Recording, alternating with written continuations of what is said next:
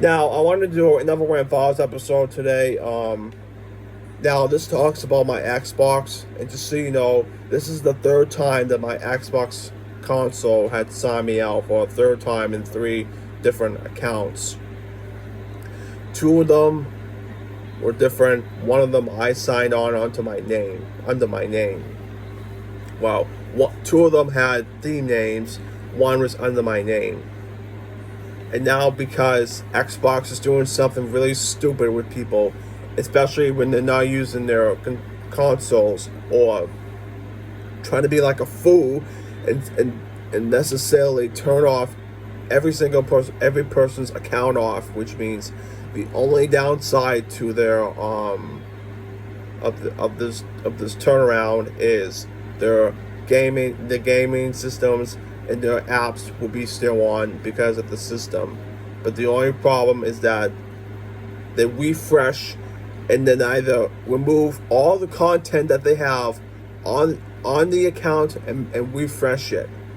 I do not like the fact that sometimes the Xbox, the PlayStation, or the Nintendo Switch either has to sign off the account or just turn off permanently because they don't know how to operate our separate console devices.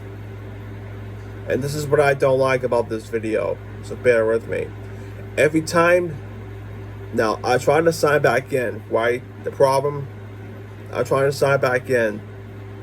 My password, which I always write down on my phone, which is right there, and it says use your Microsoft password, which means it indicates it's an incorrect password, which it doesn't make any sense.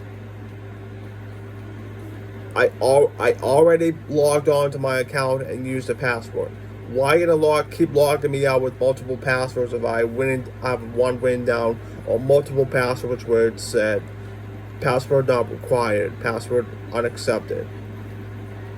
So now it took me almost over 20 minutes to make a new one, which means I had to go through the process and make sure all my shit was back where it was.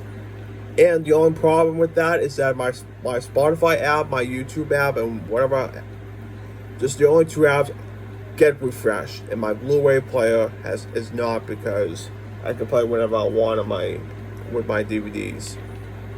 So that's the problem. The solution is that I went on to Spotify and all my content was erased and gone, and I have to add every single playlist, artist, and album where I have to add back on and make sure everything is intact before I resume the service.